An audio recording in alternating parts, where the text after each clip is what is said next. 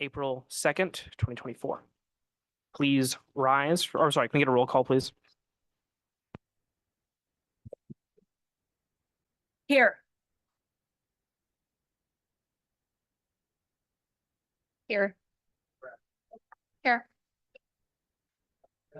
Here. Here. Here. Please rise for the Pledge of Allegiance. I pledge Allegiance to the flag of the United States of America and to the republic for which it stands, one nation, under God, indivisible, with liberty and justice for all.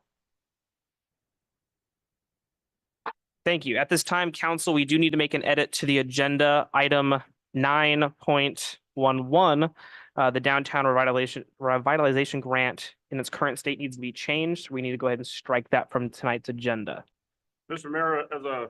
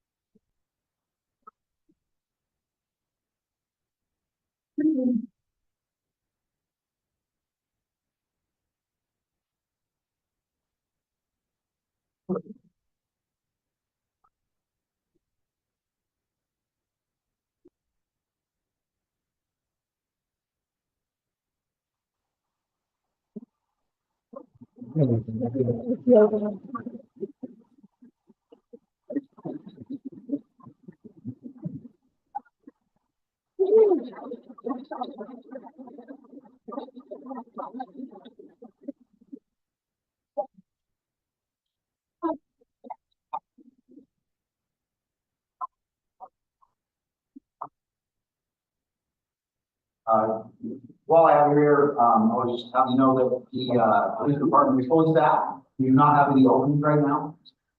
In the back with us tonight, he doesn't want to be, recognized, but Officer Vander will be retiring from the police department on April 15th. And on April 16th, we have a candidate starting on that. So we'll be there. Thank you for your time. Thank you.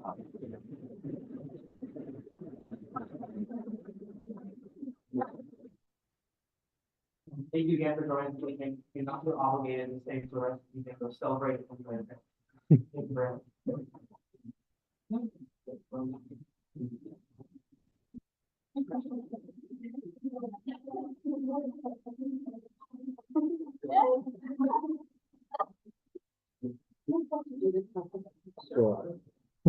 Oh, how kids How are you? It's good to see you. Wow. Oh, you're so handsome. Yes, you are. It is so good to see you going really well. My brother.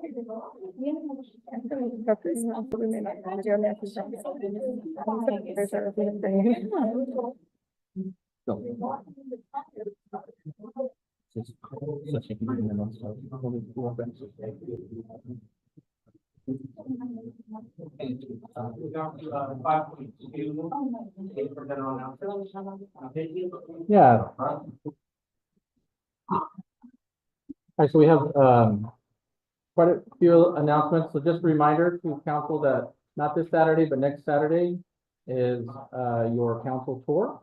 That'll be from 8:30 a.m. to 1 p.m. Let us know if you can, please confirm if you'll be able to come, and if you're bringing a +1, we'll need that information. This year's tour will head to Nugent Park, the marina, the golf course, the old public works shops. We'll head out to Wanapa Road and look at data centers.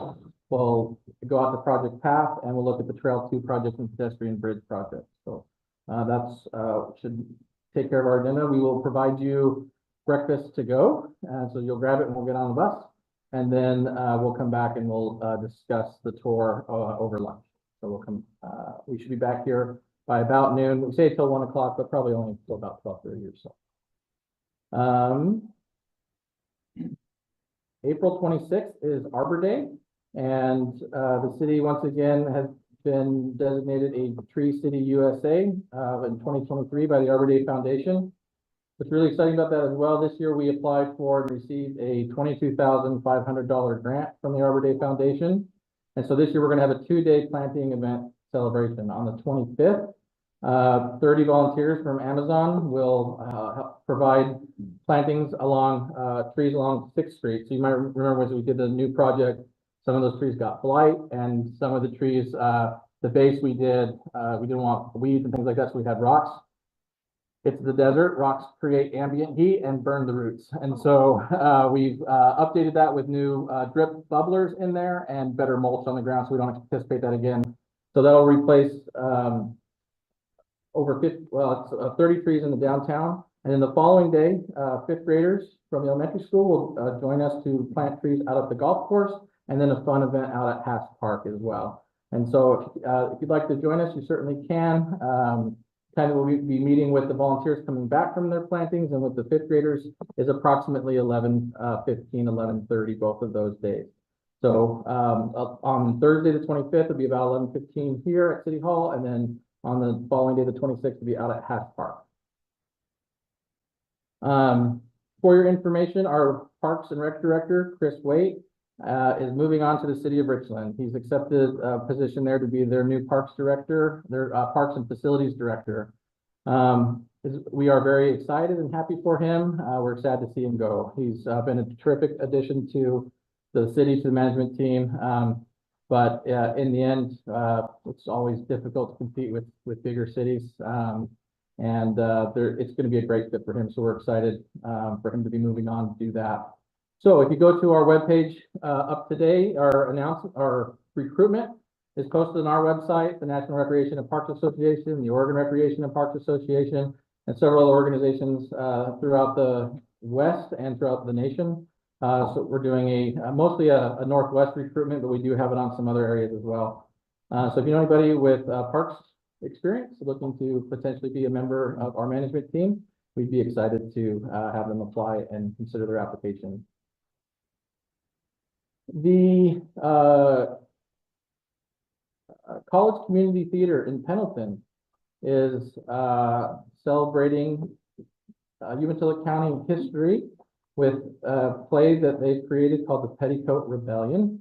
And so around here we call it the Petticoat Revolution, sometimes called the Rebellion. The play is, here's just from this, says, Beth Williams is a young girl with the hereditary ability to travel in time by touching any artifact of historic significance. During a research trip to the Umatilla Old Town site, she touches a locket and is transported back to 1916, when a group of women led by Laura Starcher ran a successful secret election campaign to take over control of the city of Umatilla years before the ratification of the 19th Amendment, which was women's suffrage and women's right to vote in 1920. Oregon, of course, was ahead in 1912, and of course, Umatilla is one of the first in the country to have women as an elected official. They're taking auditions, and they'll take it, if you videotape yourself and send it in, you can go to their Facebook page and send it in if you'd like to participate in their play. Otherwise, we'll also keep you in touch with dates and times of performances. They'd love to have you come out and welcome crowds and stuff like that when they have their events. So I think that'd be really pretty fantastic thing to do. For those, in case you're wondering, we have on the Secretary of State homepage, there's an article about this, and back in 2016, Times Magazine did an article on it.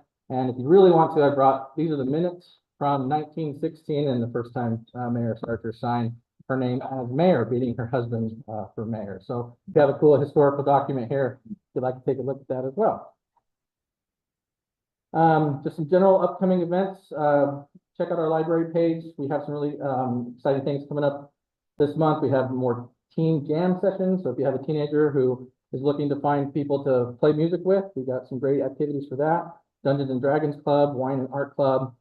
And then we've updated our trail walk as well. So the Hash Park Trail Walk. Fishing camp was last weekend. We had over 30 kids in attendance.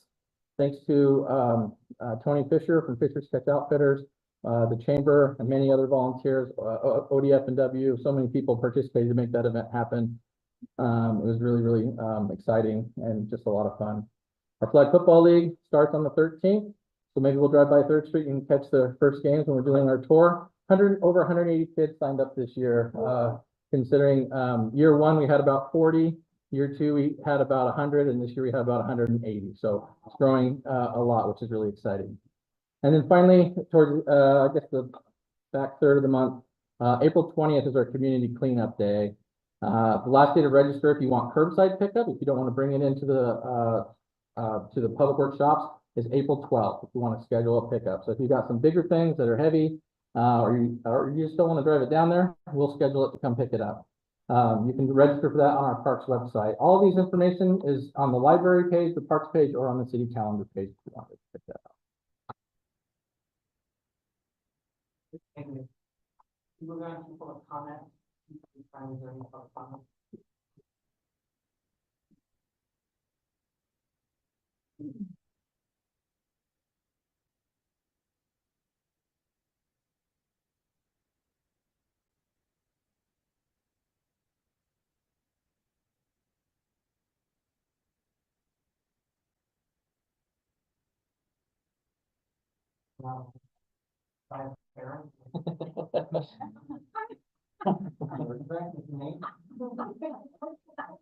Josiah, if you could use the mic, perfect, thank you. Josiah Barron, 457 Stevens Avenue, representing the Umatilla Chamber of Commerce, 100 Flying Avenue. Just have a few announcements for the Umatilla Chamber. The Bridge Bistro and Brews has their dueling pianos. The group Rock the House is coming back, and they'll be performing at the Bridge Bistro and Brews on April 18th. So I know those tickets always go fast, so you'll wanna call it over at the bridge and get your ticket reserved for that event on the 18th. I've seen Rocky House, Julian Daniels, they do an excellent job. And then also, if you haven't heard about it, Hermiston Taxi has a new program through the city of Hermiston. It's a subsidized, discount, transportation for workforce. So it's called the West End Workforce On Demand Ride Cooperative. So people that need rides to their workplace, they can go pick up vouchers at their city hall and get transportation to and from their home to their workplace. They just have to provide verification of their employment, and Hermiston Taxi is one of the partners for that. And then the other thing is the Umatilla Distinguished Citizens Award Banquet coming up on Wednesday, May 15th. It will be at Raise Days Banquet Room at 6 p.m. And right now, nominations are currently open, if you haven't heard about it yet, for the Business of the Year and Citizen of the Year award. So I have nomination forms. There's also some here I might need to restock City Hall staff there, but there was some here available for pickup as well as at the Umatilla Chamber. And if you'd like some of these, if you'd like to nominate a business or a citizen, then I have some in English and Spanish available. There's the QR code on here is also, there's an electronic form for people that don't want to fill out the physical form. You can find all the information about that on the Umatilla Chamber website, umatillawar.chamber.org. Can't get confused with Umatilla, Florida. So thank you very much. Have a good evening. Thank you. Next we have Brian King, your name on the Bravo. Your group. Thank you. Just to introduce myself, I'm been here in Umatilla for a little over 6 years now. Is the green light on? Should be, oh, right, your thumb. If not, just hold the button down. It's on, green light is on. Oh. Okay, my name is Brian Yarbrough. I'm at 1442nd Street, down by the Head Start building between Marina Park, right in that area. I used to pastor the Seventh-day Adventist Church in Darien, but also Anchor Point Church in Hermiston about a year ago. The church wanted me to move, and I wanted to stay here. I love where I'm at. So the reason I mentioned that is I did serve on both the area family closet board and also the Stanville food basket. So I have some experience working with the homeless people. And last year, I've been working at the hospital as a shepherd, the chaplain. And again, get to training people on a weekly basis for homeless people going through some difficult circumstances. So I understand the plight of the homeless. We do have a gentleman who has moved into the west of Marina Park area and is camping out on basically on the Columbia River. I would say about 50 feet away from the water. I went ahead and took some pictures and submitted those to the police department back January 23rd. Nothing's happened since then. I was there this afternoon and still had 6 dogs. I'm a bit concerned about canine waste and wondering if we'll really want to build yurts and cabins and stuff down there. That's my concern. And I guess I have different questions. What is this to address that?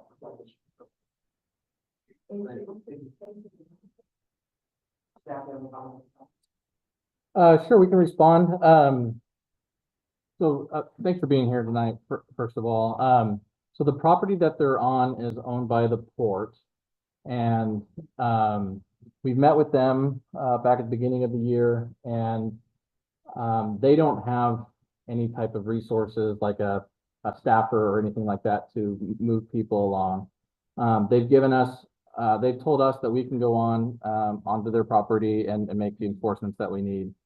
There's a couple things at play there. So House Bill 3050 15 that was adopted last year, updated our notification requirements and those kinds of things.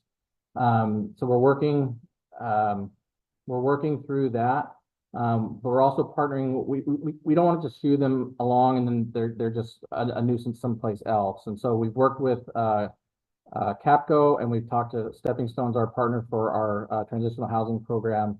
The individual there doesn't seem interested in any of those services, so, with that, I need to get back together with the police department and find out what our next step is to move him along according to those codes. So we were trying to find a soft landing, and we weren't successful in doing that. So we're going to go on to the next step.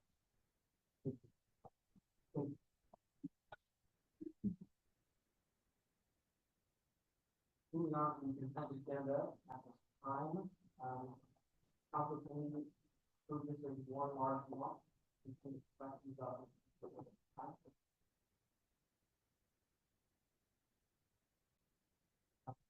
For a motion to approve. May I make a motion, we approve, consent agenda 7.1, 7.2. Thank you, Heidi. Second, that was the. All in favor? All opposed? As that is, we're going to have to approve. Moving on to public hearing. Ron Hart.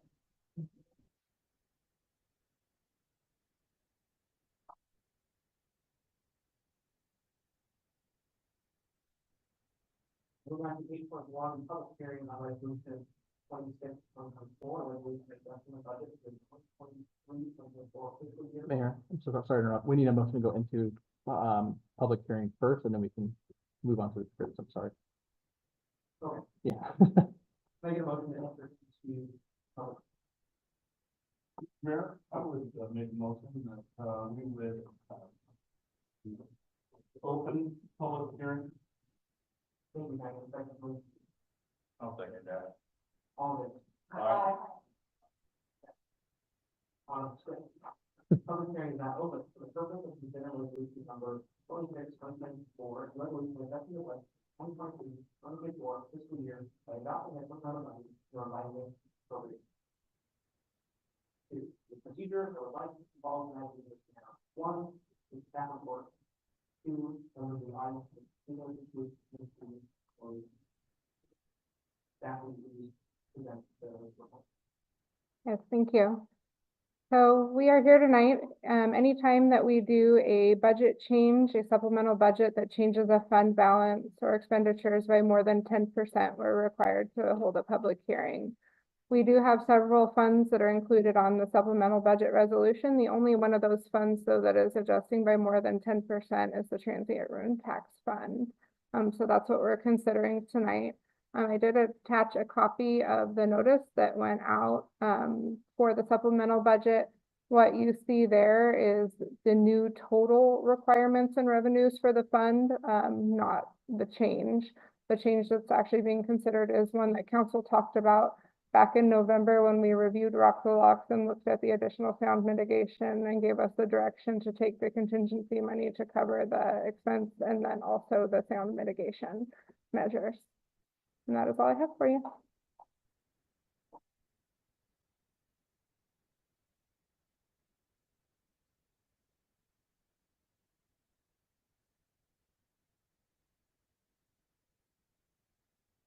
Council staff.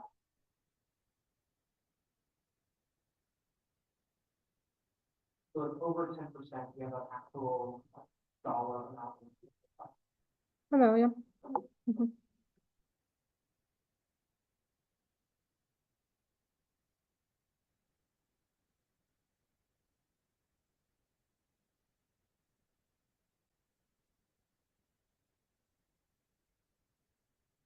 Now, if you have a public testimony, person to testify, comes to the podium, give your name and address, and filing for the record, please.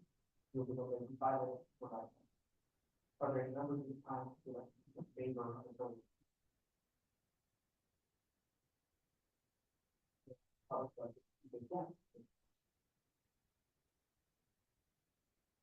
No for the testimony, and the voting to close the public hearing in the back of the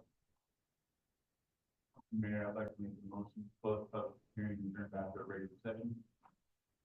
Thank you. Okay, now back into public hearing. Oh, sorry. All in favor? All of them. Okay, now I need a motion to go back into public hearing for item. I did that. No public hearing for 8.2. Mr. Mayor, I would make a motion that we go back into the public hearing for public hearing 8.2. Please, find a second vote, please. I'll second that. All. Aye. Also. And you're now public section, public hearing, section 8.2. So now we're going to hearing for the ODOT school district appeal, 821. For final votes of business, testimony, temporary rules, outstanding, decision for CU -8-13. Copies from the applicable criteria are available to staff, to council, testimony, no council members, for the criteria, or other criteria, and financial. Regulations, believe to be one will be considered failure to raise an issue or statement, one of which is sufficient to afford us other interested persons an opportunity to respond to that issue in pre-release appeal to the land before appeal on a issue. Information is presented after the request to the students to allow additional time to talk. And also request that the records remain open, request of the name while the records is open. Procedures to begin in order of investigation are as follows. One, staff report, to the appellate, a next testimony or rebuttal testimony from the applicant, record is proceeding, the time for primary conflict of interest provided there.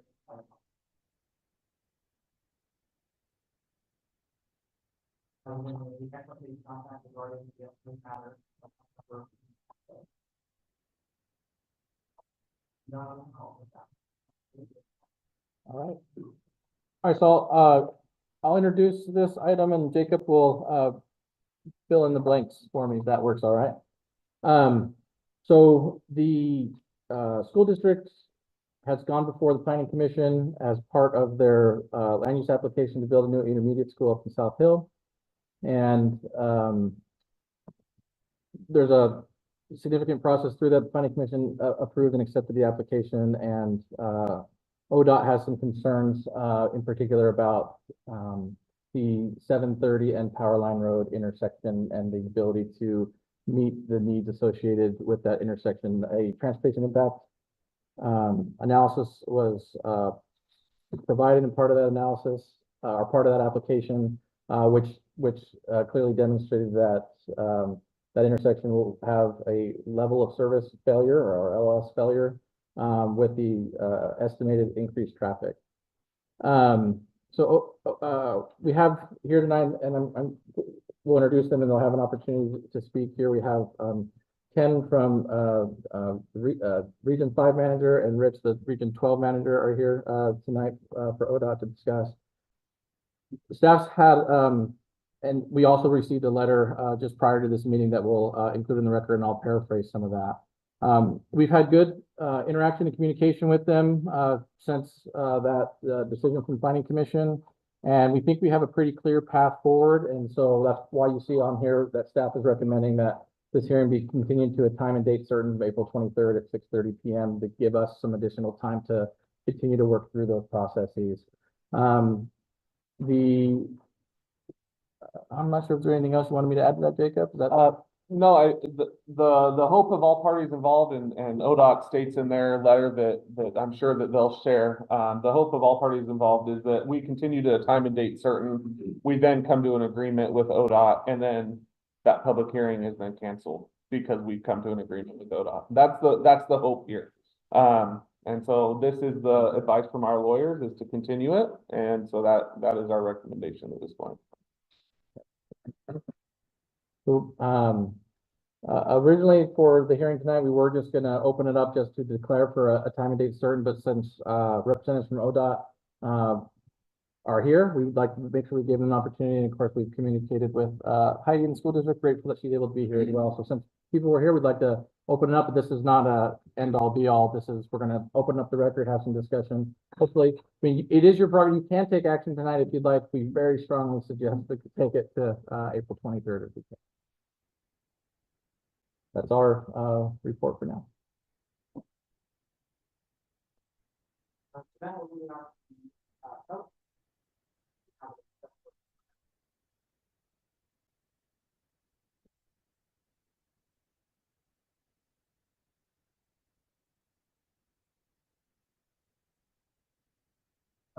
Ken Patterson, for a while now. Recently moved to the Department of Transportation. We support the staff recommendation to continue the hearing on this. We support education, we love the development, growth, happening in the city of Umatilla.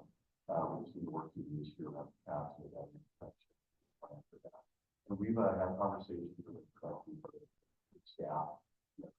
Develop a path forward for that.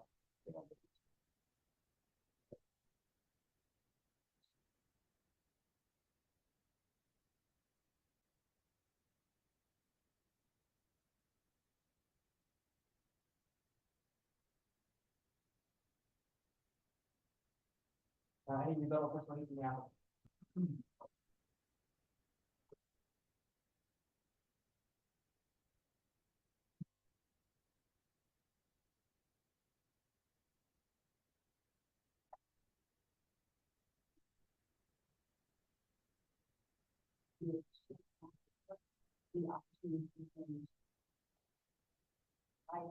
They have been working well with the city and ODOT. We know that we're super concerned about time delays in the school district, but we do believe that this is the fastest way to,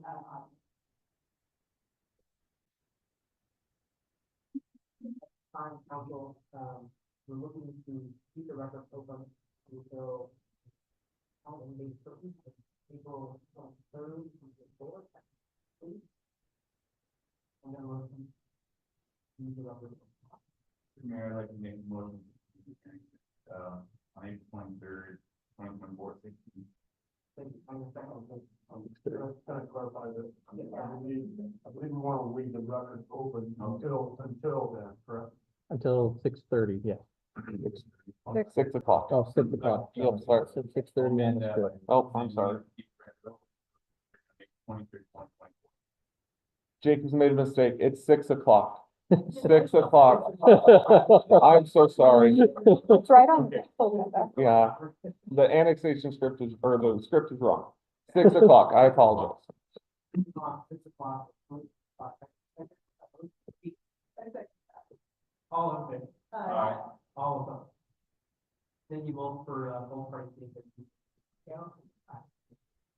Thank you. All right, back on track.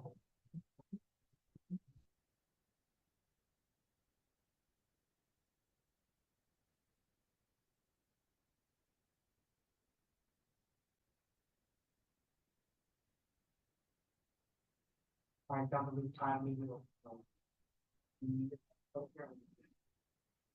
Mr. Mayor, the point of clarification, we need to go back into our regular city council meeting. That's what- I am looking to exit on here and take it for our regular stuff. Mr. Mayor, I would make a motion that we accept that public hearing and resume our regular scheduled city council meeting. Thank you, trying to second those. I'll second that. All. Aye. We got now to 9.1. City manager Stockdale's annual performance evaluation. I guess I added this one. I'll kick it off. The Personnel Committee, which is Counselor Wheeler, Counselor Funderburk, as well as Mayor Sipe, myself, and John, our HR manager, met back on March 21st to review your guys' compiled evaluations and scoring. At that point, there were no changes, and it was recommended that the mayor and Dave sit down and do the annual goal setting and talk through the evaluation. From there, added list of achievements and goals were added to the evaluation. They met yesterday, so that is why that went out to you this afternoon. I guess, Personnel Committee, if, Counselor Wheeler or Funderburk had anything to add.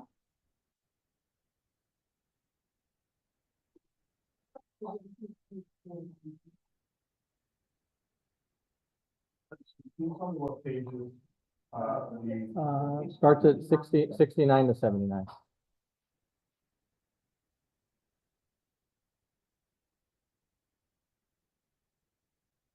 I can speak real quick on regard to the goals.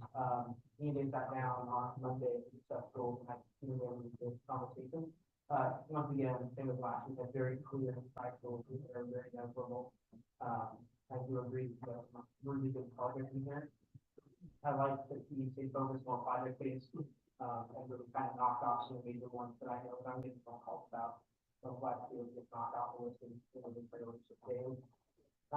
One note that I will talk about, when people I have no practice in talk tables, but not doing the buy and do or how to talk to them completely.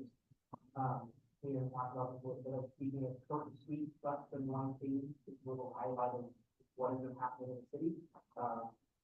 What's the plan day to day, talk about, showing some calendar events and stuff, yeah. I'd love to hear more about what we want to report to level, what representing is happening, what is happening, that kind of thing, at the state level. Just kind of see what's going on, a little closer and see. Like that, and so, we're gonna add, in terms of. Well, that's an additional completion plan or? Not necessarily, yeah, I think.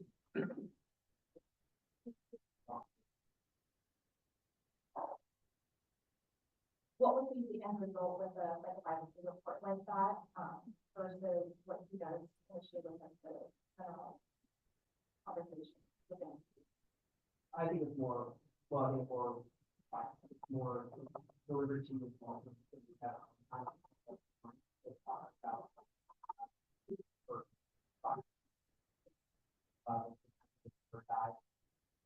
What you want for higher talk about it, but that are major. Stop the water. But I feel putting up with the topic, saying that I would be updated, things like that, there's a wrap, it's actually staff. That would be very good. Definitely.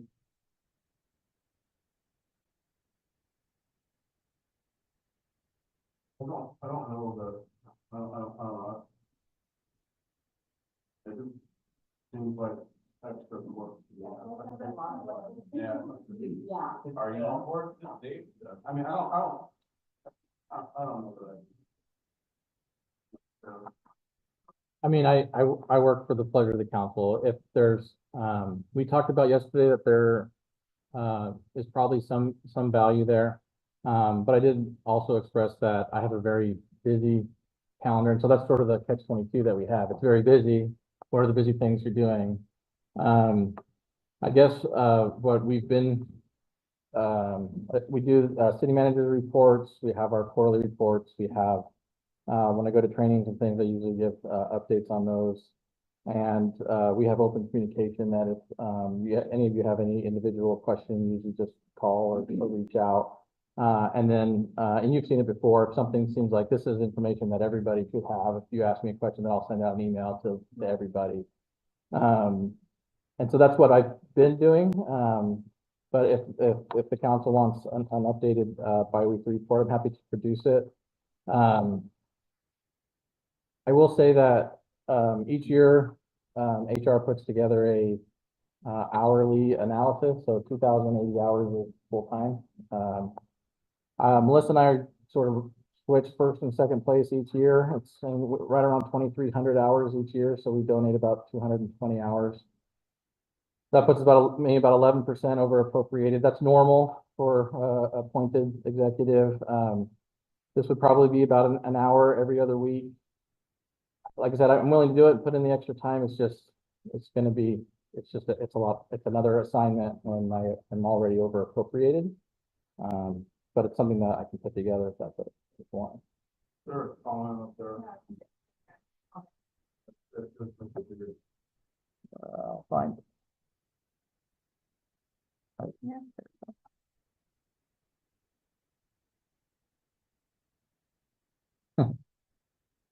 He says not necessary would be redundant for a report of this request. I guess I would agree with Councilman Bill. I agree. I understand where you're coming from, Mayor, but I don't. Because what I think is important may not, what you think is important may not be, I'm probably gonna sit here and go, I really didn't wanna know that, but you just did. I mean, I'm not saying that.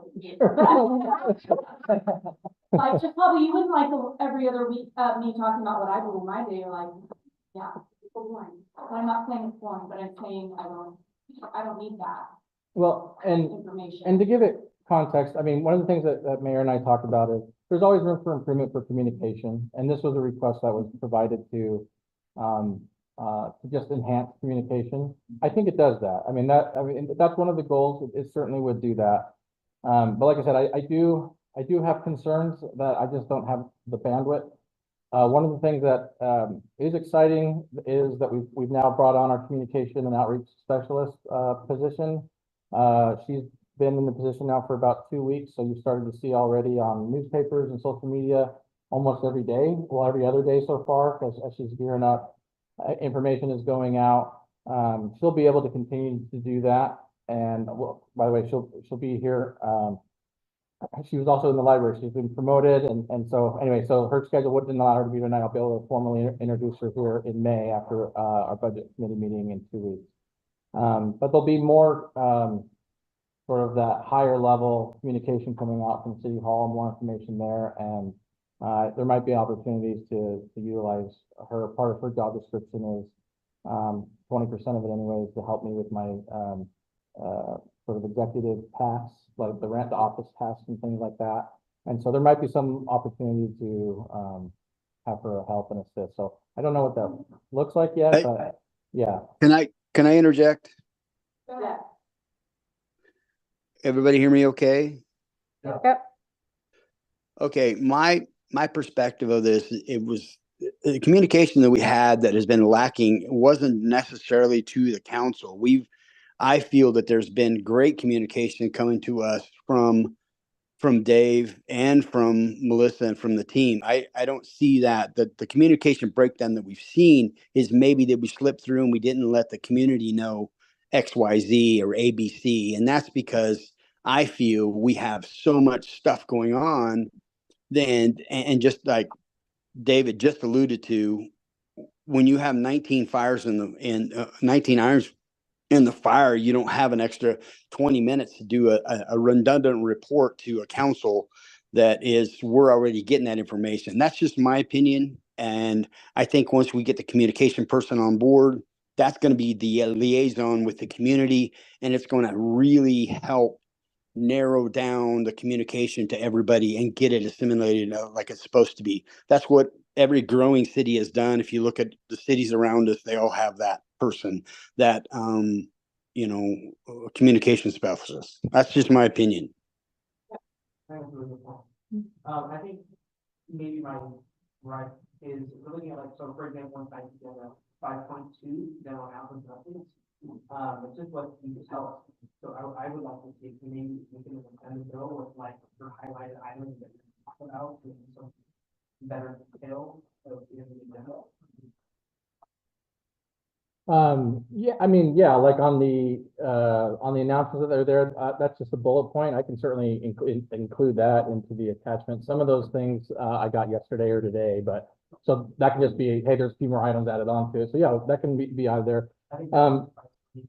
Yeah, because I know this is a little bit of a tangent, but just for a second. So some people ask, well, what is city manager's report? How is that different than new business or discussion? The thing with city manager's report is everything that's there is we're never going to take action on. This is literally just providing and sharing information.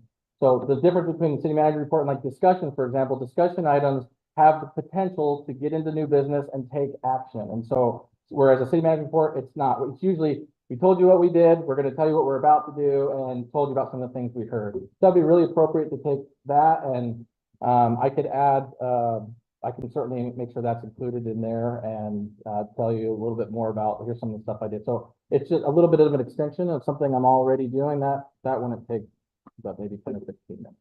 Is that one? Thank you. So can we amend that? How we? Okay, so we're gonna, yeah, like that. Yeah, we can, we can update it to just this general announcements and updates, which is what I bring each time. Just go ahead and attach the document for that. I can do that. So if you guys wanted to make a motion to approve the evaluation, just pending that one change administratively, John and I can clean that up before the mayor and Dave were to find the evaluation. Okay, and if I could, I wanted to give a little bit of feedback, because when I put in my annual review, I on accident sent the link to Jonathan when I went to the review, so I ended up having to really quickly do mine, so I was able to put in my comments before, but okay. You know, I'm thinking about even our conversation afterwards with personnel committee. I was thinking about the last 6 years of being on city council and how much it's grown, how much we've had taken on more. And I'm reading a book recently for business and entrepreneur, and it reminded me of a quote I heard a long time ago, which is new levels, new double. And when we see new budgets grow, more employees, honestly, like whole systems are going to run things down. I honestly think we'll probably come to you every year and say we can fine tune and it's a little bit more communication. Because the more employees we have, the more projects we have going on. We're going to figure out ways to still staying that way for the citizens. But honestly, I feel like when I think back to, I mean, had few counselors that worked there at that time, but when we were thinking about what did we want in a city manager, we were willing to invest more in that position. So that way we could get someone that was more qualified and had a heart for the city and what we wanted to be moving forward with. So that would really join in with the goal that we were setting as a city council. And I think that just that minimal investment that we put in the city manager's position has reached millions of dollars in half a decade. I mean, if I think back to if I asked maybe the staff or the city council that was here at that time, the things that we'd be doing half a decade later, they would have no idea, because that's the vision and that's what you've been able to put forward. And again, going to my business mindset, when I think about an organization, it really goes from the top down. And I think that not only did you bring in qualifications that were necessary to move the city forward, but you also brought a heart, and you continue to find other staff members that have that same drive, that same heart, and that same want to have further continuing education, but continue to make sure that the citizens are doing what they deserve. And my favorite, I think it'll probably go down in history, my favorite meeting for city council was the Russell Offset. When I got the opportunity to see all the citizens here talking about 1970s Umatilla, 1980s Umatilla, what it once was, that they were proud to be Umatilla residents, and then how it just kind of slowed down, got a little quiet. And people were kind of ashamed to mention that they were a Umatilla resident, but that last year, they were finally excited to be a resident again. That is well worth it, and I think it comes back to what we were able to do 5 years ago. So those are the remarks of things I've seen, things that I continue to see with growth. I'm so proud of the staff here. I feel like I can trust you guys. I feel like I can come to you even if the citizen is saying, I'm upset with this, or I'm excited about this. And I can come and just share that with you, and you're not defensive. We're collaborative. We're a teamwork. And I feel like citizens are getting taken care of, whether it's one person or it's 100 people. So thank you for your heart, thank you for your communication. And I'm thankful that you're just a phone call away by the mission.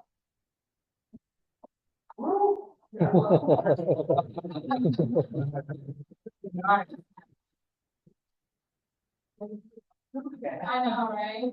At this time, council, we're looking for a motion to approve 9.1, annual warrant evaluation with the addition of the program. Mr. Mayor, I would move to approve new business item 9.1, city manager Stockdale annual performance evaluation and with the administration. Thank you. And a second, council, please. I'll second that. All in favor? Aye. All of them. I look at it. Thank- All right, moving on to 9.2, resolution 22/2024, resolution adopted. Four, five, resolution. Any questions on this one? This is one that we talked about during budget workshop.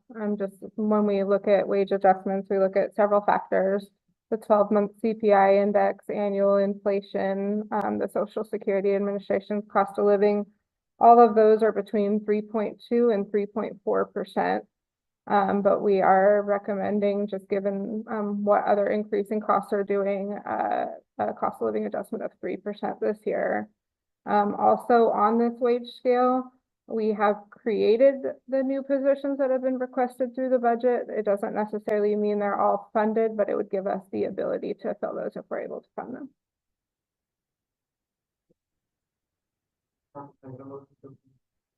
Mayor, I'd like to make a motion, we approve new business item 9.2, resolution 22-2014. Thank you, Tanya, second one. Okay. All of it, Aye. all of them. Moving on to 9.3, resolution 23/24, resolution operating city manager Stockdale. Please consider to sign a bargaining agreement with city Minnesota and the public, middle of safety services. Tom, you wanna? Yeah, Mr. Mayor, members of council, thank you so much for letting me speak tonight. Excuse me. As you will see, the city and the Utah Police Safety Association have met in negotiations to renew the collective bargaining agreement for the next 3 years. I will say I have negotiated with a number of unions outside of the city of Umatilla, and this by far has been the most pleasant to be a part of. The association came in really looking forward and wanting to help grow the organization and the safety of our city. They didn't come in with much as far as salary adjustments go. What they were really focused on is our ability to recruit and to incentivize the officers for additional training and skills and abilities that they can get. Part of that you'll see is adjusting the bilingual incentive from a flat dollar amount to a percentage of their base salary to really help be able to identify with and to connect with our community. You'll also see in there that they have requested adjustments to incentive pay for instructor training. The more instructors that we're able to have on our own staff, the better qualified our officers are often able to be, as well as incentive pay for additional education through DPSST, as well as formal education and restructuring those. I think with that, is there any questions? Chief, would you like to add to that? I thought it was quite an interesting situation. They actually sacrificed 0.5% or 0.4% of their COLA increase to offer bilingual pay to be higher. I thought that was very, very nice. So the negotiations went very, very simple. I did forget to add, they did request an increase to their HRA Viva amounts, which is a set aside amount that the city gives on their behalf to help pay for other additional medical costs. I'm sure many of you have seen the rising cost of medical and medicine and whatnot. And so that was one of their ask outside of the training and equipment.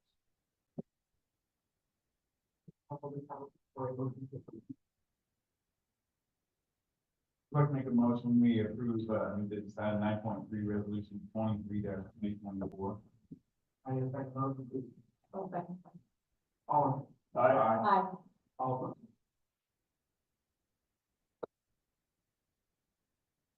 Moving on to 9.4, resolution 24/2024, resolution adopting a new employee handbook for the city of Umatilla, referring resolution 20. All right, Mr. Mayor, members of council, thank you again.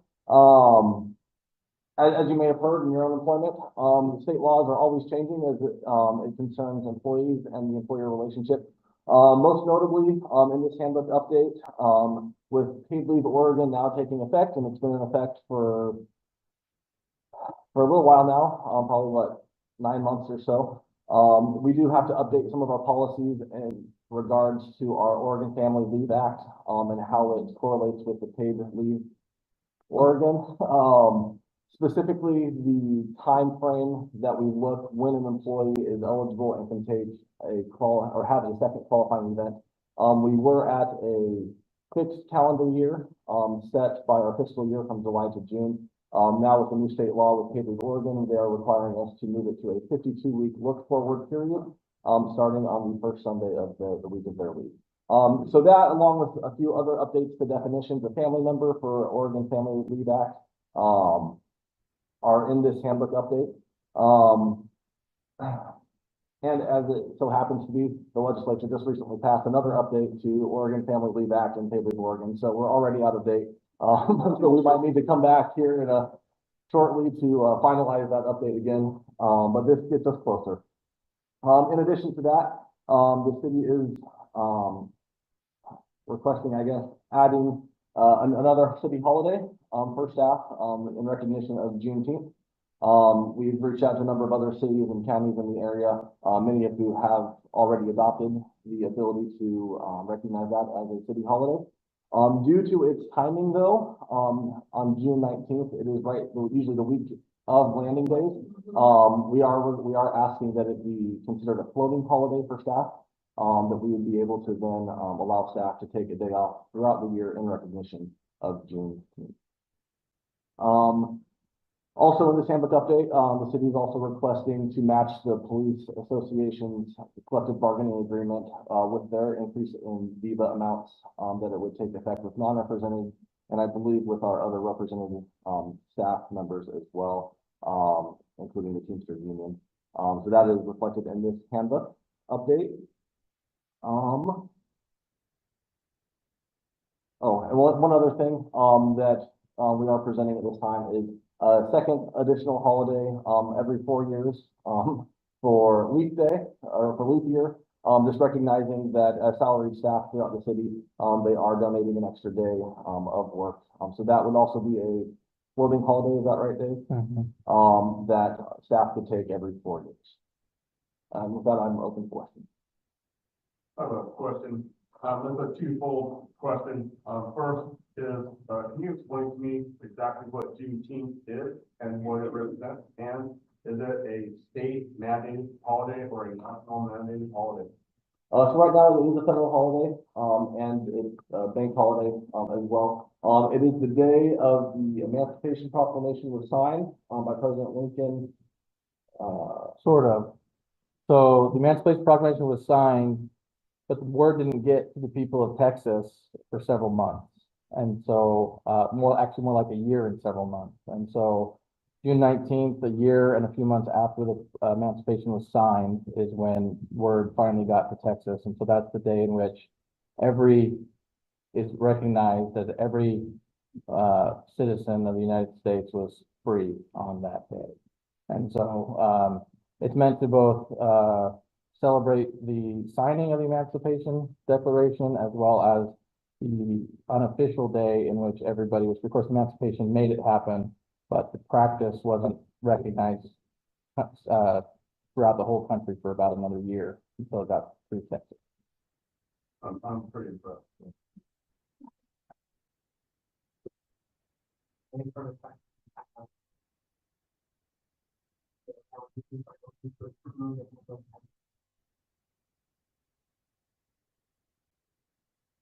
And I'd like to make a motion to approve new business item 9.4, resolution 24-2024. Can you find a second motion, please? All second.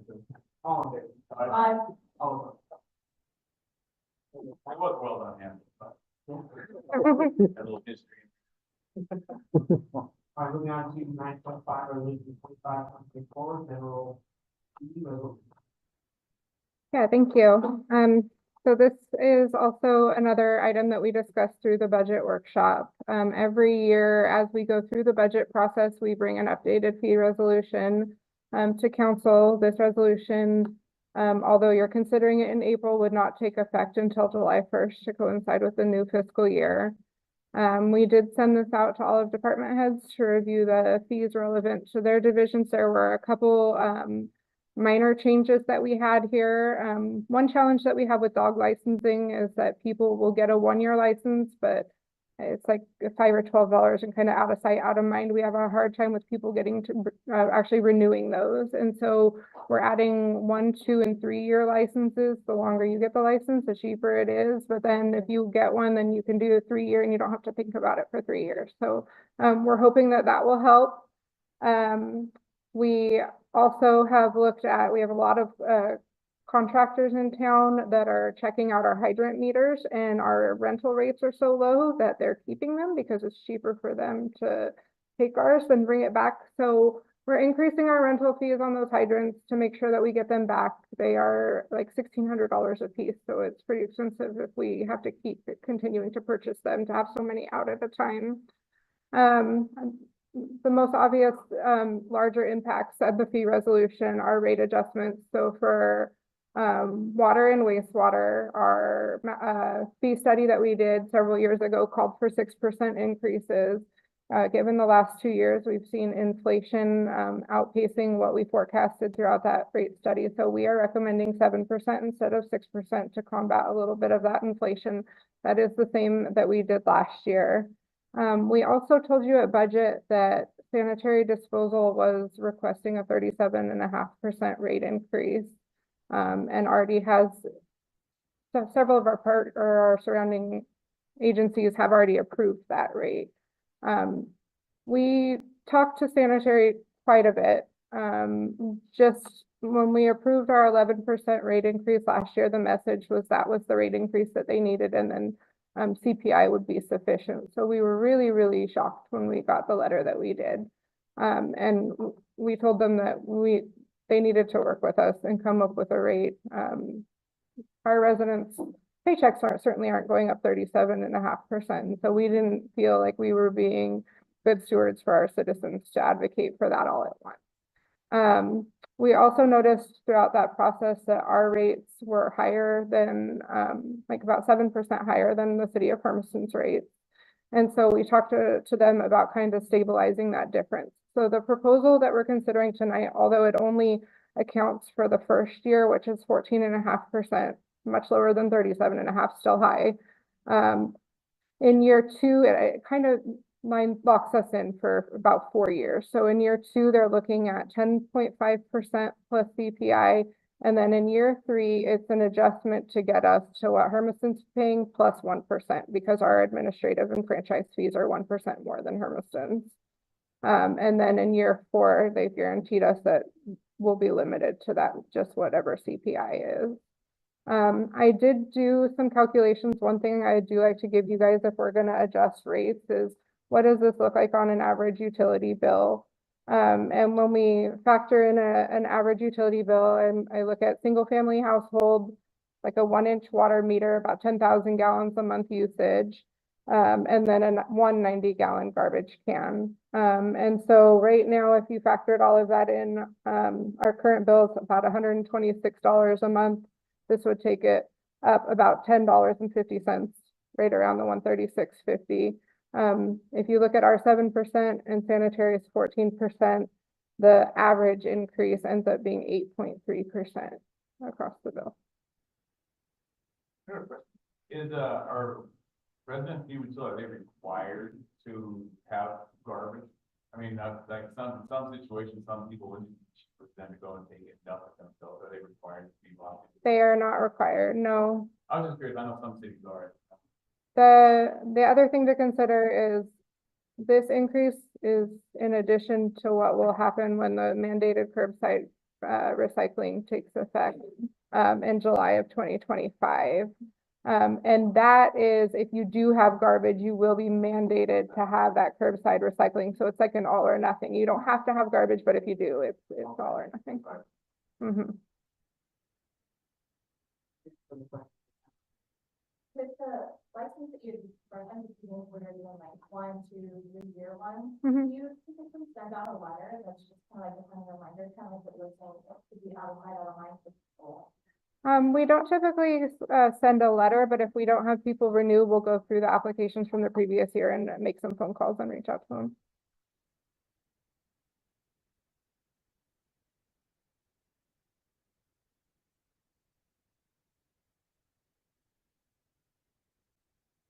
So is that gonna be kind of the end, once we get before there and we fix the last order?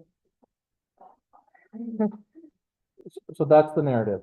One of the things that our franchise agreement allows us to do is to inspect their books, which we did this year. And they're fine, but they are disjointed for sure. And so, there's opportunities there. There's nothing, they're fully compliant with the law. and I'm super clear about that. But as far as following like generally accepted gap, stuff, it's maybe not following gap. All that being said, they, of course, you know, they were bought out, what was that, 3 years ago. They kind of inherited a deferred maintenance. So the previous owner knew that his plan was to sell and, basically took full advantage of whatever profits were to be had those years rather than reinvest into the fleet. And so when they took it on, they had their list of fleet equipment, operations and so on. And, just the reality of what that was versus what they saw on paper was different, the changing market and the, really just the need and demand for service has just been almost entirely different. And so, the 37.5% was definitely too much, as Melissa mentioned, and we worked hard, to negotiate this rate down and then to get us to a, literally across the board, comparable rate. The reason why, like I said, it's a 1% more just because our franchise fee is more. So when this is all said and done, the idea, our goal anyway, is that everyone here in West Umatilla County anyway is parity, that there's parity, that's give or take 1% based upon sort of that back end. And that's what we're trying to get. I think the reason why staff is recommending to take it as it's been proposed is after we've examined those books, met with them, looked at their fleet, we agree that the alternative is way worse, which is continuing loss of service, trash not being picked up, issues at their admin desk with bookings and administrative fees and so on. This will get them to where they need to be. It just takes some time to get there. And all that being said, our rate compared to like Pendleton, for example, is like 30% less than some of our friends on the other side of the county. So even though it is significantly more, it's actually still, even with the increase, we're still substantially below market. We're about 25% less than the other side of the river with waste management and BDI. So both counties, both the east side of the county and the Benton County and Washington were lower market than that.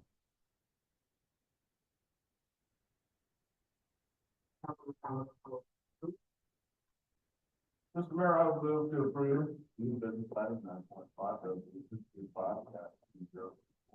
Maybe kind of second, please. I'll second that. All of it. Aye. Over. Okay, that's moving on to 9.6, resolution 26, resolution adjusting the budget for first from 24 fiscal year by adopting budget run by. Yeah, thank you. So this ties in with our public hearing that we had earlier. We have identified several sources of revenue that were not known to us when we went into budgeting last year, and things change. So the three funds that have adjustments to them through this supplemental budget are the general fund, capital reserve fund, and then the transient room tax. We already discussed the transient room tax fund, so I'll focus a little bit more on the others. The capital reserve fund is really just a net zero. We had budgeted for a contribution from Umatilla County for the business center. And they were budgeting to contribute to the hospital building next year. And just to make sure the hospital district had their funding in time, because we don't need the building center or the business center funds this year, we just swapped where we were coding that revenue. And so that's a net zero. And then that's why you see the $450,000 transfer into the general fund from capital reserve and also allocated to the community support commitments for the hospital district. The other changes are very minor. The police department has received a grant for some additional AEDs in the vehicles, as well as a donation that's allocated to the police reserve line item. Parks and Rec received a $3,000 donation that was specifically made to support the bingo program. And so that's why you see the increase in rec programming expense and then in the police department as well. There will be another supplemental budget, as there always is, in June to just clean up any end of year budget adjustments. Council, any questions?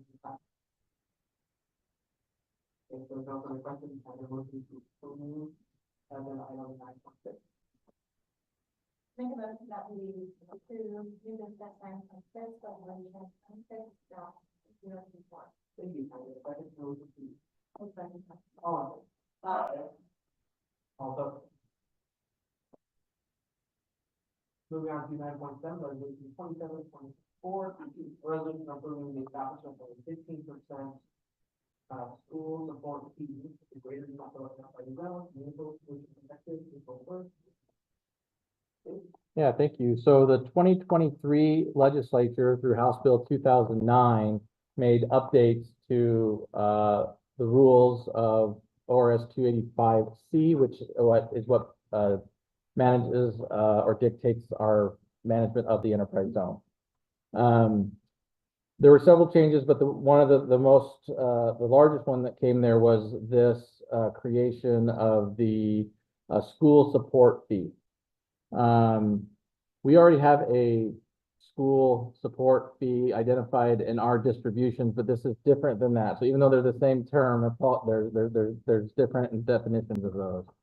House Bill 2009 says that the enterprise zone co-sponsors, which is us in the county, need to negotiate with the school district to establish a school support fee in the amount of 15 to 30%. And that 15 to 30% is of what would have been the ad valorem tax of the corporation receiving the enterprise zone benefit. So just to give you an example, so if ABC company comes and invests with us and they are going to invest $1 billion, typically their ad valorem tax or their assessed value is right around half of that, or maybe 60%. But for easy math, we'll say half. So half, $500 million. The school district's permanent tax rate is approximately $4.5 per thousand of assessed value. And so what that means is they would be taxed, the corporation would be taxed, according to this, about 15% of what would have been, so of the 500,000. So 15% of $500 million is what, $75 million? So is that right, Melissa? I'm doing my math here. I'm getting it wrong. I'm doing it in my head. Kind of late. It's warm enough. Getting there. 15%, it would be about 337,500. Right. Nailed it. Of the 1,000, yeah. So 337,000 would be what they would pay to the school support fee in that example.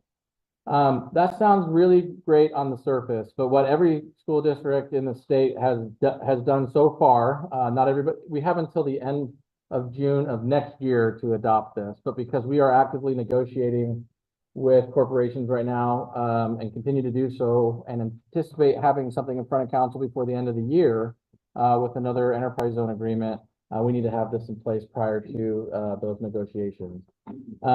The school districts are all adopting 15% fees because, as you might recall from last month when we had the school district here, they talked about how they get their funding and how it's unique. So you pay as part of your property tax here goes to the school district, that $4.50 per thousand of assessment. So the school district gets, just for easy math, they might get $5 million from Umatilla taxpayers through property taxes.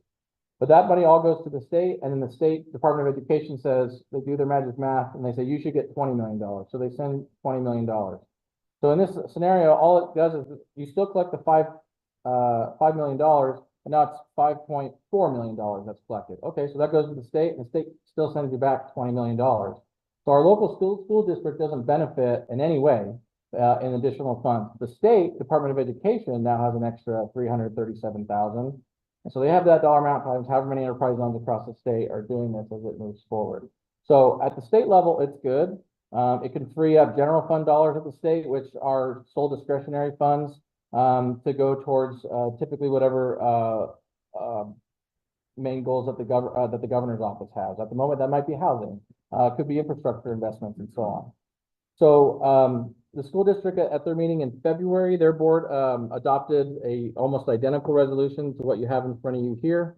We're asking, this to be approved tonight to accept the 15% fee. The school district is responsible for collecting that fee, which sounds very bizarre to us. And so we've recommended that they just set up an agreement with the county assessor's office to do that. They are well equipped to do that. They collect all our enterprise zone money that's not required. The Columbia River Enterprise Zone, for example, they actually collect the money from the corporations. We just don't do that. And so we've moved that responsibility onto the county's assessor's office. So that they'll likely do something like that. Their resolution was effective yesterday, April 1st. We're a little bit late, so that's why there's a retroactive to yesterday. The county has this nearly identical item on their agenda for tomorrow. So once we're adopted, the county's adopted, and the school district is already adopted, we'll be able to put this package together and send it to Business Oregon and hopefully have it recognized by the end of the month. So this is required by the state, right? What you're saying. Yeah, so this is the new requirement under ORS 285C. We're just determining. Right, so the negotiation was, yep, between 15 and 30%. So there are from what I understand, talking to Ms. Seif, is there's either one or two school districts in the entire state where they actually collect more tax than what the state math says. So those two very lucky school districts, they would actually get more money because of that. But quite literally hundreds of other school districts, it doesn't have any local impact. Eventually, there could be a case where our school district was in that situation as we have more of these data center campuses coming off of abatement. That's a very likely scenario down the line. Any further questions, council? To approve agenda item 9.6. So 7. Mr. Mayor, I would move to approve new business item 9.7, resolution 27-2024. Thank you for your motion. Can I get a second? Motion, please. I'll second that. Call Aye. Aye. Call vote. Guys, have it moving on to 9.8, resolution 2024, resolution authorizing to enter signed intergovernmental partnership agreement with departments for business services, building code division, and the city of Development. Actually, keep running. Kevin, you want to jump on that? You want me to do it? Yeah, so basically, we're mandated by Oregon revised statute 455.0922 to belong to a e-permitting system and a record system, which is a SELA. And we have an internal government agreement with the state to be able to participate in that program. And for that process, we paid them about 12% of our fees that goes to the state to belong to that program. And this basically, the agreement that we're is on the books is the same one we've had for several years. We're just updating it, editing it, getting some information there about myself as a new building official. Is basically what we're doing. We're not really changing any of the fees or any of the verbiage in the agreement. We're just looking to keep along and make our commitment to the state. We'll continue to use their program. That's what the agreement's for. That's about it on this here, but I have a comment when we get done. If you had any questions. Just a clarification, your comment is after the motion, Yes.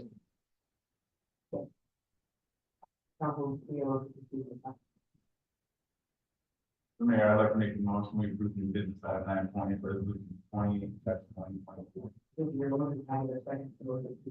I'll second. All in favor? Aye. All opposed? Since you guys talk about data evaluation, I'm gonna make this very short, it's not took up so much time, but I just want to say that I've been in the building industry for municipalities going on 30 years now, and this is the 4th jurisdiction I've worked for, and I can't say enough about our city manager and the support that he gives me. Because my job is a very difficult job. A lot of decisions I have to make upset people, unfortunately, and how I go about doing my job is a direct reflection of him as a overseer. So I want to thank him publicly because he doesn't get a chance to hear it from me much, but, well, sometimes he does, but, I have never in 30 years of working for municipalities had the support that, Dave gives me and Brandon too. It's amazing. As long as I do my job right and I stay within the laws and a good influence to the community, he supports me. And, I want to thank him for that. Thanks, Deb. Thank you. Good job. Thank you. It's really nice. Gold star. I'll move on to 9.9. Agreement between three ordinance acted by two departments and state city Minnesota, the improvement to U.S. Over highway power line. Thank you. So, you heard a little bit in public, hearing tonight, and there may be opportunities for that to happen again on the 23rd of April. But what you have in front of you here is a draft agreement that's associated with that between the city and ODOT. That has the potential to cost as much as $10 million as an impact to the city. Staff doesn't believe it would be that much, but that's the number that ODOT wants us to be aware of as a kind of maximum ceiling is what this might be. To kind of sort of bring it all a full 360 view, the way that land use law is set up, unfortunately, generally speaking, the applicant that shows up last that creates a transportation failure is the one that's on the hook for all the financial obligations associated with that failure. There are two ways to deal with that failure. One would be that the applicant simply makes the improvements and then that's it. Or they can make the improvements and then file a latecomer agreement with the city, meaning essentially anybody who builds thereafter would have some sort of proportionate share of a fee connected to that latecomer agreement. That can hinder development. As you can imagine, there's already expensive connection fees, system development charges, building permit fees, so on and so forth. In the city of Umatilla, the average cost to build a single family home and just fees associated with that are a little over $10,000. And so if you add a latecomer fee, that could be several thousand more. So what we're looking to do here is to transfer that risk and financial liability from the school district over to the city, because that's what we do. We build roads and we work with ODOT. The school doesn't build transportation systems, they build schools. And so this is sort of getting us into our lane of expertise. And what's in that draft agreement, ODOT provided a letter today just before the hearing that gave us until 2030 to make the improvements. This draft agreement, obviously it's like even changed in just a week, has until 2029. So we're still ironing out some of those differences. And they've created, or if the improvement hits if the 730 power line intersection hits what they call their 0.85 use failure. So what they're saying is build the school, put traffic counts out. The TIA has great estimates, but we just don't know because we're building a new school, but we're not building we're not adding new students. We're just changing where they go to school. And so coming up with a really good accurate estimate as to what that transportation impact is quite difficult actually, because you just don't know what age and what grade and where they're moving from. And so build the school, put out the new counts, take real world data, and then calculate what percentage failure are we at? Are we at 0.8, 0.83, 0.85? So what the agreement in the letter they had here and what this agreement says here is once we hit that 0.85% failure, then we got to build. You have to, that's when you have basically a year to build once you hit the 85% failure. So, or whichever comes first. So they're giving us now until 2030, or the 0.85, whichever comes first to get that built. That buys us time to go after community development block grants, Safe Routes to Schools grants, immediate opportunity fund grants, so on and so forth. Even USDA and even HUD grants could be applied to this project. We have not a perfect 100%, but we have a better than average record of being successful in getting grant applications. And I just can't emphasize enough just how supportive ODOT has been. they're apologetic, like they're saying, sorry, we kind of have to hold this line, we wish we didn't have to. And so I believe it. I genuinely believe that they are going to do what they can to help work through that process.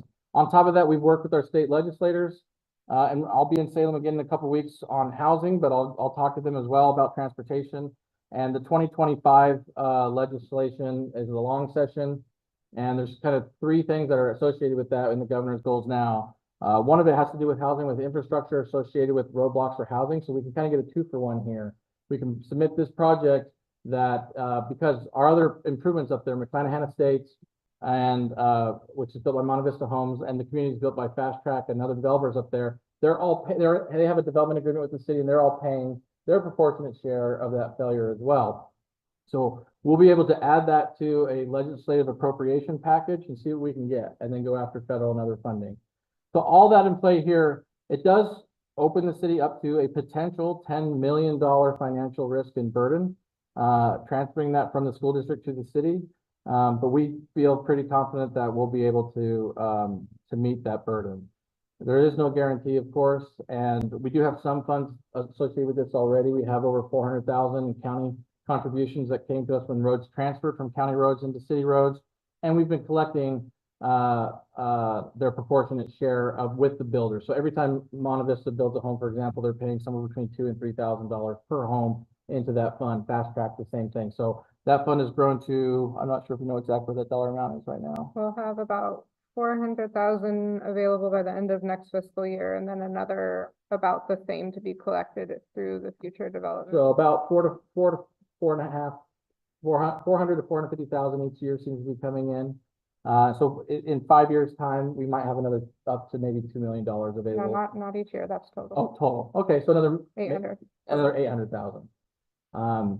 So we have, and then we have, of course, our road fund and other budget. So this will get the school, this would free up the pending appeal with the school district, allow that project to move forward and allow us to do what we do best, which is build roads and go after grant funds. I have a question, sir. Go ahead, Darren. My question is, so the city's gonna assume the liability and take it off of the school? Yeah, so the way that this MOU is set up is that it's between the city and Oregon Department of Transportation, and that would then take the land use liability of the transportation improvement. It would meet the requirements of the land use liability for the school district's application. Okay. So follow along the path with me. We have currently a bond for the school, right? Yes. So the city of, the citizens of Umatilla is paying for a bond for the next X amount of years to complete the school. And now the city as a municipality is going to give more money to the school, basically to take up their end of redoing the roads. Maybe. So the school district's transportation impact analysis showed a LOS, or a level of service failure, that their proportionate share of that intersection is 3%. And we've been using with all of our other developers, including the development agreement that we approved with them last month of $6 million. And therein lies some of the rub between us and ODOT. ODOT built a roundabout in Ontario less than a year and a half ago, and their total project cost was just under $6 million. But that problem came with that project came with a lot of encumbrances and included more than $2 million in land procurement and eminent domain in order to run through that process. We won't have to do that here. We had foresight and bought the Coffee Cup Cafe to meet some of our brownfield goals to clean up polluted property and get it into private ownership. That came with that additional property there to the just north of that intersection now. Well, the road, that area can be used to build the roundabout. So looking at the radius of what that roundabout needs to be, we may need to get a tiny bit, and I mean like 50 feet from like the Boardman Clinic property, which is on the east side of Powerline Road. And I forget who owns that. The guy has all the really cool art on the side there. Brandon has a great relationship with him. We've already talked to him about, the possibility of maybe needing approximately 50 feet, radius of his corner. He seems quite, agreeable to that. So what it means is that we might be able to have the cost be 6 million. The school district is paying their proportionate share, which is 180,000. They've already agreed to pay that.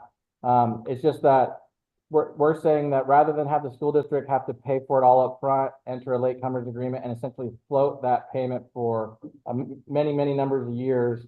And they just don't have staff that go after transportation funding. That's just not something a school district does. And so, yeah. And the other side of that is I have no problem supporting it. I just want to make sure that we don't open ourselves up to a wider net of liability with the latecomers, right, agreement. Right. And then the other piece was to ensure that I had a better understanding of how the tax dollars are going to be allocated, or however you look at it, because if we already have a bond and we're paying X amount of dollars and our citizens are now asked to go back to the well for more funding and it's for a school project,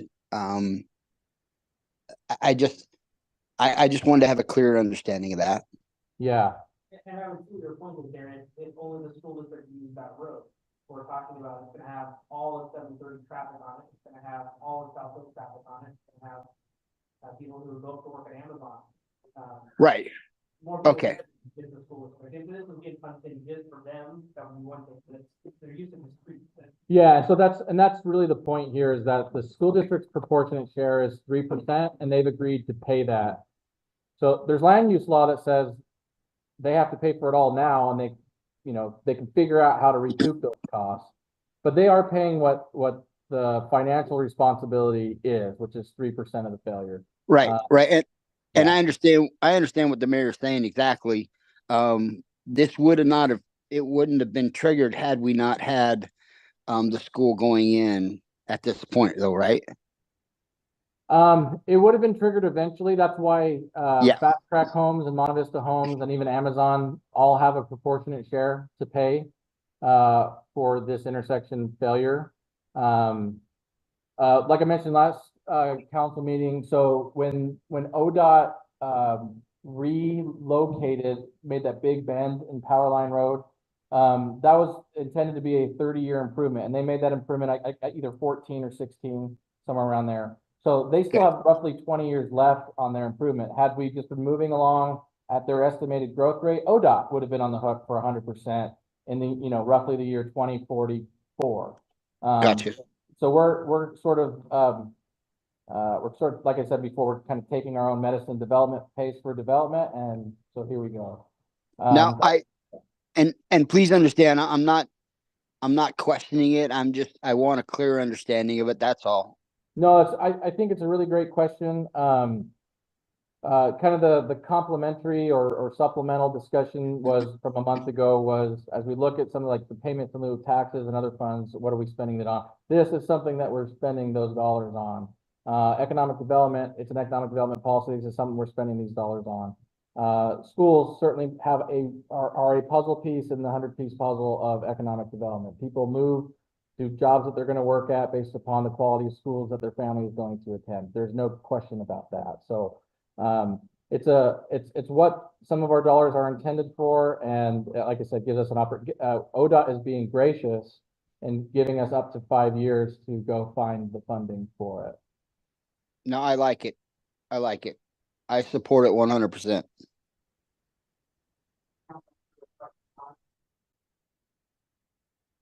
So if I can also just be really, so what we're trying to do here is get approval for me to work with ODOT to finalize it. I can bring it back to you as an after the fact, but what I'm looking for tonight is to go ahead and finalize that agreement and get it signed. That will streamline it so that we can avoid, hopefully, having to go to another hearing. Hopefully that hearing can be withdrawn.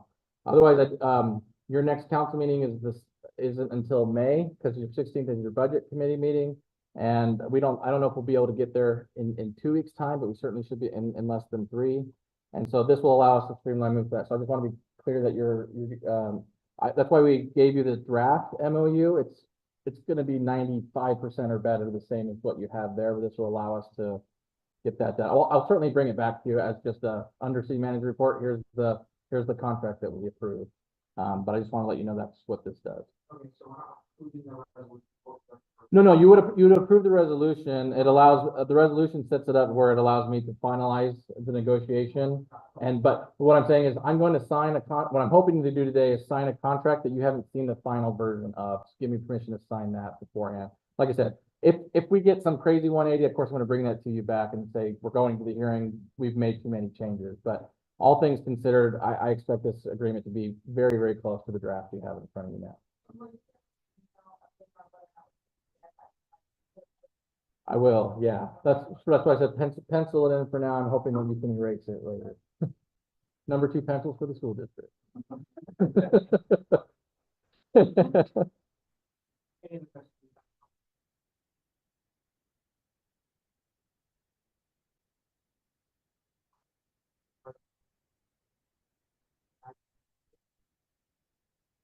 Mayor, I would move to approve new business item 9.9, resolution number 29-024.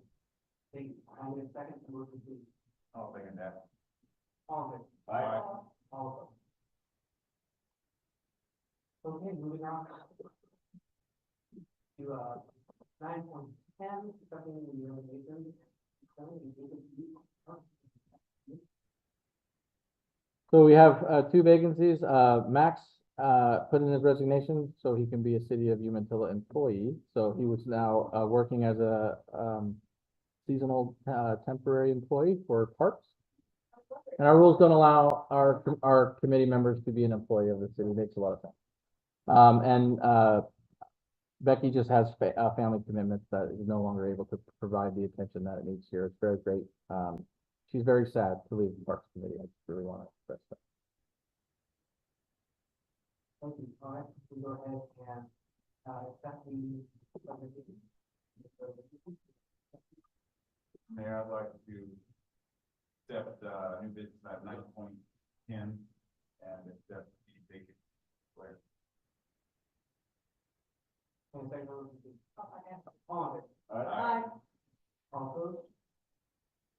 Thank you. All right, moving on to public comment. 2. Okay, that's item there, method, Dave, thanks again for the review process. That was fun. Thank you for getting some recruitment done and having these staff members, that was phenomenal. I think it's, my people stand up and applaud.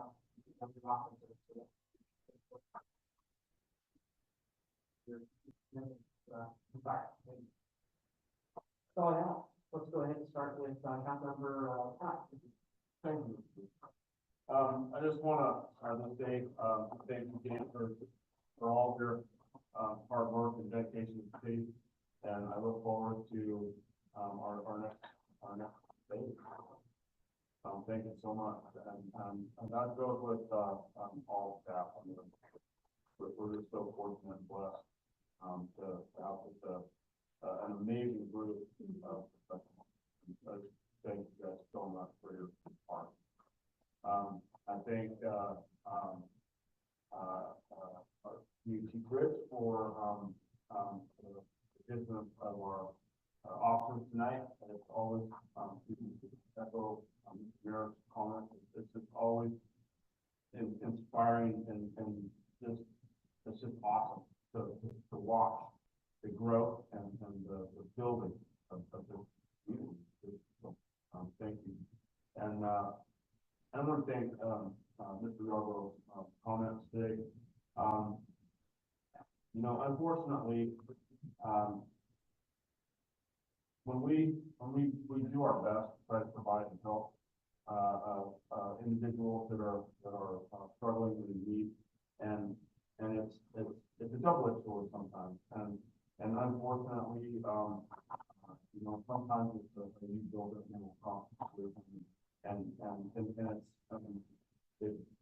it's wonderful and sad at the same time. I mean, we see new faces almost on a daily basis, anymore.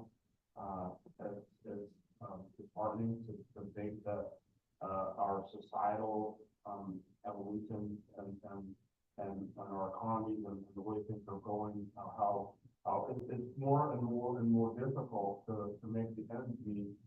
You know, there's so much month left at the end of the month.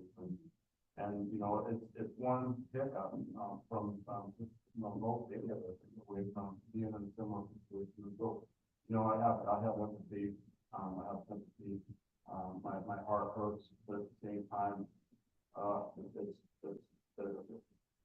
it's frustrating. And so, I just want to thank you, for your comments, it is a problem, it is an issue. And, together, we're gonna move forward, we're gonna try to get what citizens want. Anyway, that's all I have. Councilmember Dennis. Little things on the Parks and Rec. Part. I said that. Anyway, thanks, everybody. Again, thanks for being there, Dave. I have questions about the agenda stuff. I'm not the smartest guy on the planet, but, you know, walking me through there, little baby tip, thank you. And, when Miss Christmas is last day. April 15th. All right, well, is there any kind of plan to say goodbye? Yeah, we are, yeah, we can certainly pass We're that on. planning now. We'll Yeah, let we don't, we're, Well, if nothing else, tell them I said bye. yeah.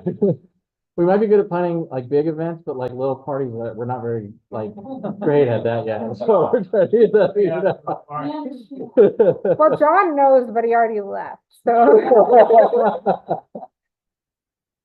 Thanks for, you know, what we can do, like, you know, go over things, tough situations. Thanks everyone for being. Councilmember Wheeler. Yeah, that actually brought up a good point. I'm gonna be bummed to miss the tour. You guys are doing, helping me be a little bit about my schedule. I got a week to be on competition. But I am so thankful. We do a lot of work back here. It can get exhausting, but I love the tour. Become another favorite thing of mine. I love what we're doing in the city.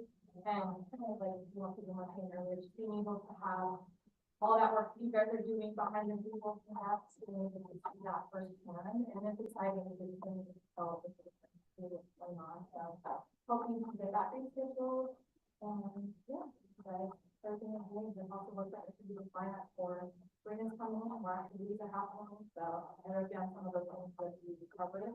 Now, you were saying we can come here to the city, and is there activities going on, or what is it? Yeah, so on the Thursday, the 25th for Arbor Day, they'll be planting between like 9 and 11. And then they'll come back here for a thank you social. And so, those 30 volunteers plus staff, now there's will probably be, I don't know, 45, 50 people here, and we'll have refreshments and stuff like that. And then the one. Yeah, the next day on Friday, they'll meet, over at the golf course. And then from the golf course, they'll walk over to, down the trail to Haas Park. And, so they'll do their planting again between about 9 and 11, actually probably a little earlier, probably, 9 and 10:30. Be over at Haas Park no later than 11 o'clock, and then we'll have plus inflatables and a couple other, just some fun things for the fifth graders to tell them thank you and have a good time. We'll have some refreshments for them too. But first, just make sure we have our record. My brother's saying he's not the smartest person.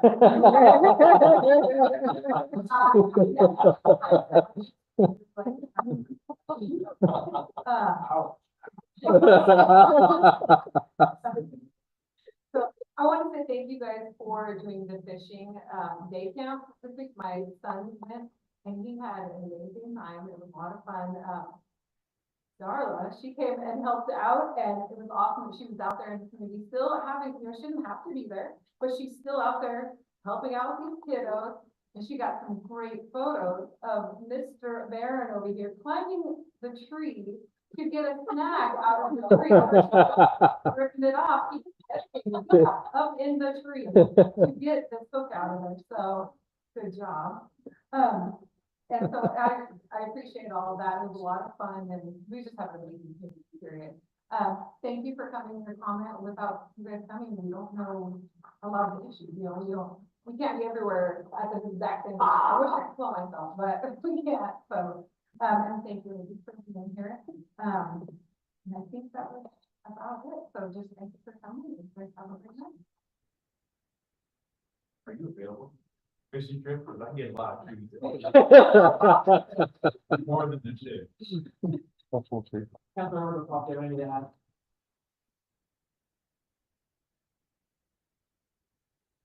I don't know if we heard you. Is it my turn? Yes, sir. Okay. I just want to tell the group, not just David and everyone there, that I think that, it's unique that everybody, sometimes we have we go in with an agenda or something in mind, and then at the end of it, we always seek to understand and not to be understood. And so I appreciate everybody's idea of wanting to understand what we're doing and what we're doing it for. And I appreciate everybody doing that. And I see so much growth in our city, as we all do, but I also see so much us working together and building a better community. And it starts with the foundation, and that's where we're at right now. Mind you, the city hasn't been invested in 40, 60, 70 years, and we keep saying that, but we need to remind ourselves that we got to, stone by stone, we have to build the foundation, to build the house, to build the roof, to get everything done. So it's going to take us a while. So I'm glad to see us all being patient and being forward thinkers and thinking from 10,000 feet. Thank you very much. Thank you.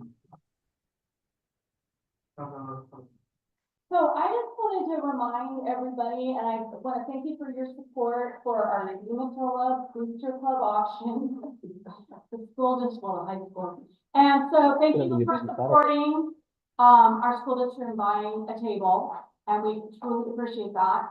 And then we're also like supporting, also making the donation for our senior class, auction. So thank you for your support that way. Appreciate that. And thank you all for coming. And that's pretty much all I have to say. All right, council, this time we're looking for your Mr. Mayor, I'd like to make a motion to adjourn this meeting. Can I get a second? Motion, please. All in favor? Aye.